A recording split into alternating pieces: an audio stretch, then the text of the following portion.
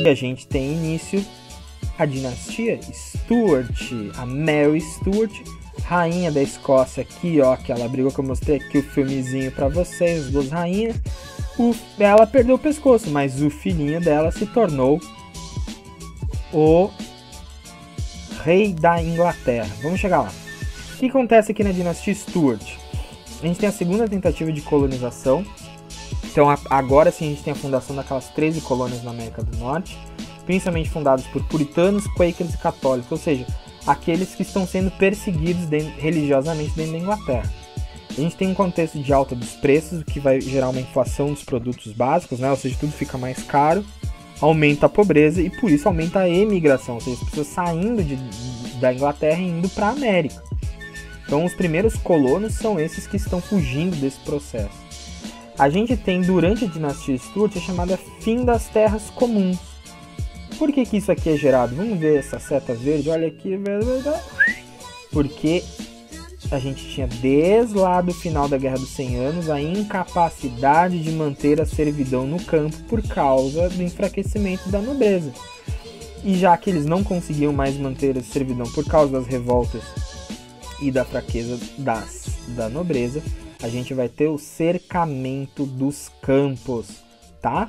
A gente vai ter aquele processo no qual as pessoas no campo vão ser expulsas ou elas vão migrar para as cidades. É o fim da vida no campo, as terras passam a ser compradas e vão ficando latifúndios cada vez maiores por cada vez menos gente, as pessoas são obrigadas a se retirar e acontece um processo chamado de êxodo rural, ou seja, as pessoas migram do campo para a cidade, tá? Isso gera um crescimento muito grande das cidades e das manufaturas. Por quê? Que essas manufaturas, principalmente, são as manufaturas têxteis. Ou seja, elas produziam roupa. Para produzir roupa, precisava de algodão. Ou lã, né? Vamos falar da lã. Precisava de lã. Para ter lã, eu preciso do quê? De ovelha. Para ter ovelha, eu preciso ter o quê? Cercamento dos campos. Eu preciso ter propriedades que façam criação de ovelha. Ah, mas esse cara aqui tá plantando batata. Dá um chute na bunda dele, toma essas terras e cria ovelha. E aí vai alimentando essa linha, acaba se tornando um ciclo, porque as manufaturas vão cada vez mais precisar de mais lã e cada vez mais vai ter cercamento do campo. Cada vez mais vai chegar gente na cidade, cada vez mais as manufaturas vão precisar de mais lã, porque elas estão vendendo cada vez mais. Então precisa de mais ovelhas e por aí vai. E isso vai se tornando um processo sem volta, tá? Aí, a gente tem aqui então o primeiro dos Stuart, o James I, ou o Jaime I, tá? Quem é o Jaiminho? Por que tem essa seta nele? Olha aqui que interessante. Porque o Jaiminho era descendente do Robert the Bruce. Ele era um escocês descendente direto de Robert the Bruce. Então olha como a vida é irônica, não é verdade? Os ingleses aqui brigando com os escoceses para 300 anos depois um escocês se tornar rei da Inglaterra. Então antes ele era conhecido como James IV da Escócia, ele se torna James I, rei da Escócia e da Inglaterra, unificando os dois reinos, tá? Muito bem, ele vai distribuir privilégios aos anglicanos, o que vai gerar um descontentamento religioso, vai haver uma revolta da burguesia comercial, principalmente de puritanos, calvinistas e presbiterianos, porque só os anglicanos eram beneficiados com os monopólios comerciais, tá? E eles não, e eles ficaram bem brabinhos com isso aqui. E foi durante o governo de James I que a gente tem a chamada Conspiração da Pólvora, em 1605, que aparece no filme V de Vingança. Ali no comecinho do filme aparece. Deixa eu ver se eu tenho a cena aqui pra mostrar. Olha! The gunpowder treason in Plough. Ó, I know of no reason why the gunpowder treason should ever be forgot. Olha ali, ó. Qual que era o plano dele? I know his name was Guy Fawkes. Olha ele ali, ó. Ih, deu ruim. Foge, Amagão, foge. Corre, mano. Corre. Ei, deu ruim. Não tem, vem pro pau. Vem que tem. Tomou, deitou. Ih, bateu, já era, morreu. Vem que tem. Já era você também. Foi. Ei, morreu. E aí deu ruim pra ele. Olha lá, vai ser enforcado em praça pública. Ideas do not bleed. They do not feel pain. Ai. They do not Ah, love. chorou, já era. Ai, ui. This is not an idea that I miss. Ah, que horror. Essa foi a conspiração da pólvora. O que foi a conspiração da pólvora? O católico Guy Fawkes tenta explodir o parlamento no momento que o James I estaria fazendo um discurso lá, tá? Então ele estava tentando protestar. Conspiração da pólvora, tema do filme V de Vingança. Recomendo que vocês assistam e leiam os quadrinhos, que é mais legal ainda. Depois dele, esqueci de falar aqui, tá? Absolutista também vai entrar em atritos com o parlamento, ou seja, ele queria governar sozinho, ele queria governar de maneira absoluta, sem respeitar o direito dos lords e da burguesia inglesa, e o que vai acabar acontecendo é que isso vai gerar muito atritos com o parlamento. O Carlos I, ou Charles I, vai ser o filho do James I, e ele também vai ser absolutista. Ele vai inclusive dissolver o parlamento por um tempo, ele vai aumentar os impostos sem conversar com o parlamento, ele vai tentar impor uma reforma religiosa anticalvinista e vai gerar uma revolta na Irlanda. Vai ter uma guerra lá com a Irlanda e ele vai pedir para o parlamento mais verbas para o exército inglês, e o parlamento decide não acatar, porque ele é muito absolutista, ele não conversa com o parlamento, ele só queria impor as suas ideias, e aí o parlamento vai romper com ele e vai criar um exército seu para derrubar o absolutista Carlos I. E isso vai gerar o que a gente chama de Revolução Puritana. O que foi a Revolução Puritana? Uma nova guerra civil. Sim, porque se vocês perceberam que os ingleses gostam bastante de sair na mão uns com os outros, seja lá qual o motivo. Então é um conflito que dura de 1642 a 1647. Foi uma guerra civil entre o exército do parlamento e o exército monárquico do Carlos I. Nesse período aí surge a figura do puritano Oliver Cromwell, que vai liderar o exército do parlamento, até que em 1648 o Carlos I é feito prisioneiro e tem um filmezinho chamado Morte ao Rei.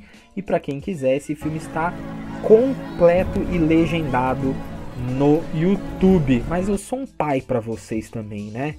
Olá. Meu Deus do céu, eu sou um pai para vocês. Mas tudo bem. Vamos lá. O Carlos I vai ser feito prisioneiro, ele vai ser julgado, culpado por traição, e ele vai ser decapitado em 1649. É a primeira vez na história que um monarca era condenado pelos seus súditos. Questionamento do direito divino de governar. Então vamos lembrar que naquela época o absolutismo dizia o seguinte: eu sou o rei porque Deus me colocou aqui. Se Deus me colocou aqui, ninguém pode me tirar daqui.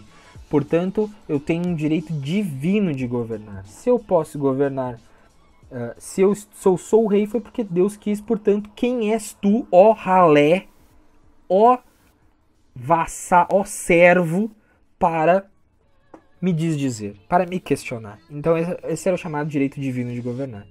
Isso acaba sendo absolutamente questionado aqui na Revolução Puritana, e a gente vai ter um enfraquecimento do absolutismo na Inglaterra primeiro, depois em outros lugares. Então a gente vai ter um breve período aqui, depois que o Carlos I é morto, de república, ou seja, um governo sem reis, entre 1649 e 1653. É um breve período republicano na história da Inglaterra e é o único, tá, pessoal? Até hoje a Inglaterra é uma monarquia, parlamentarista, mas uma monarquia. Nunca mais ela foi republicana. O Oliver Cromwell, esse foi escolhido como a liderança, e ele vai baixar os famosos atos de navegação. Extremamente importante para a Revolução, os atos da Revolução Industrial, os atos de navegação. Eram leis que buscavam fortalecer a indústria naval. Toda a mercadoria comercializada com a Inglaterra deveria ser transportada por um navio inglês. Por quê? Porque isso incentivava a indústria naval inglesa.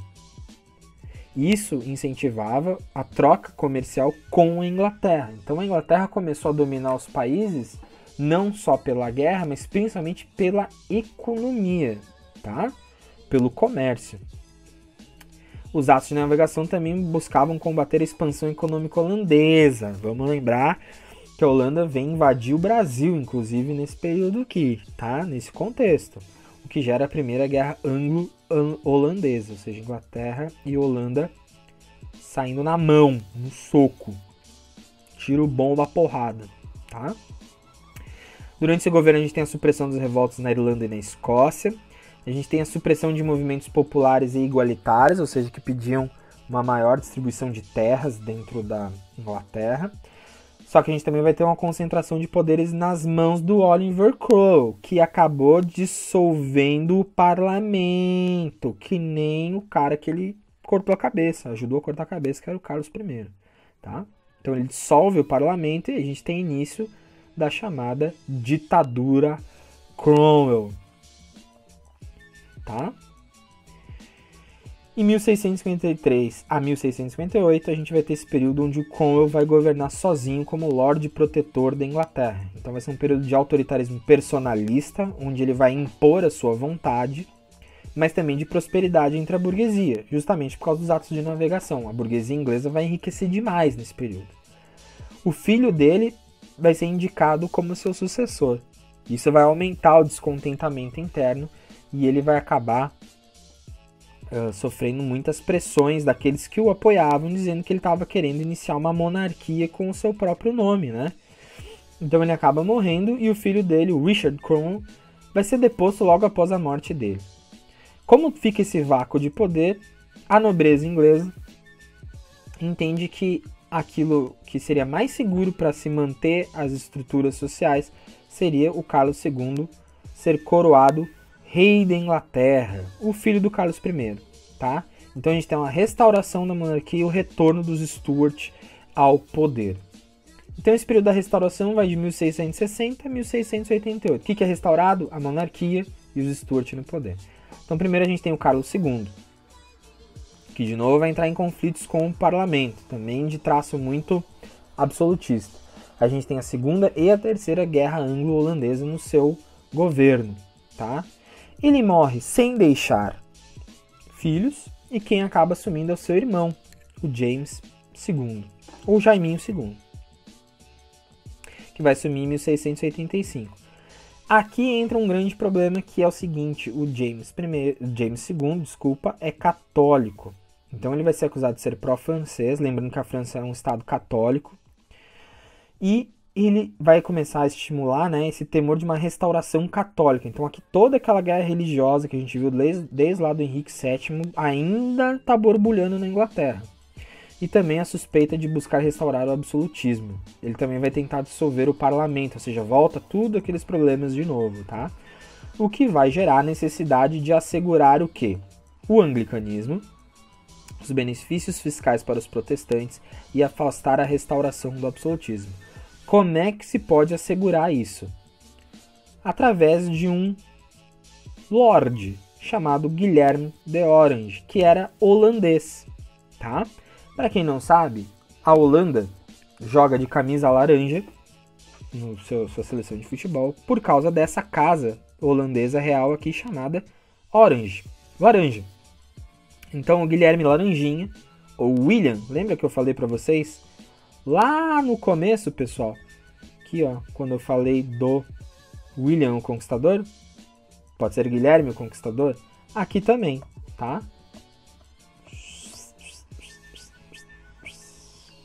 Ó, o Guilherme ou William de Orange, tá?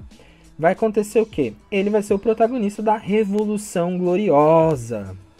O que é a Revolução Gloriosa? Em 1688, o príncipe holandês Guilherme de Orange vai ser convidado a tomar o poder na Inglaterra, vai ser apoiado pela burguesia e nobreza inglesa para destituir, para tirar do poder, né, o James II, tá? Detalhe, ele era casado com a filha do cara, mano. Olha que louco, velho. Não, fala sério. Baita genro, hein? Baita genro, pelo amor de Deus. Mas ela era protestante diferente do pai. Ela tinha sido criada protestante pelo seu tio quando rei, o Carlos II, tá? Então, a Maria Stuart se casou com o Guilherme de Orange, portanto, era uma família real. O Guilherme de Orange era primo dela, tá? A mãe dele era irmã do James II, Então eles casaram entre eles. Falam, nossa senhora, que horror, que absurdo isso, que isso, casando entre... mas parece que o casamento não foi consumado, tá, pessoal? O Guilherme de Orange tinha outras preferências, tá? Então foi um casamento mais político do que de amor, certo? Ambos eram protestantes. Então a invasão, quando chega em Inglaterra, não encontra resistência, porque os ingleses estão a favor dele. Por isso que ela é chamada de Revolução Gloriosa, ou seja, sem derramamento de sangue. Vai encontrar grande apoio do setor protestante inglês e o James II vai ser deposto sem derramamento de sangue, por isso ela é conhecida até hoje como Revolução Gloriosa. Qual é a grande consequência da Revolução Gloriosa? É que ele, o Guilherme de Orange, aceitava se submeter ao poder do parlamento. Ele aceita a chamada Declaração dos Direitos de 1689. Extremamente importante. 100 anos antes da Revolução Francesa e da Declaração dos Direitos, da Declaração do Homem e do Cidadão lá da Revolução Francesa, a gente tem a Declaração dos Direitos na Inglaterra, 100 anos antes da França. O que diz aqui a Declaração dos Direitos?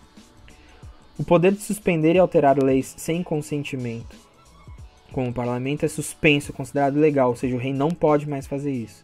Aumentar impostos sem consentimento do parlamento é ilegal.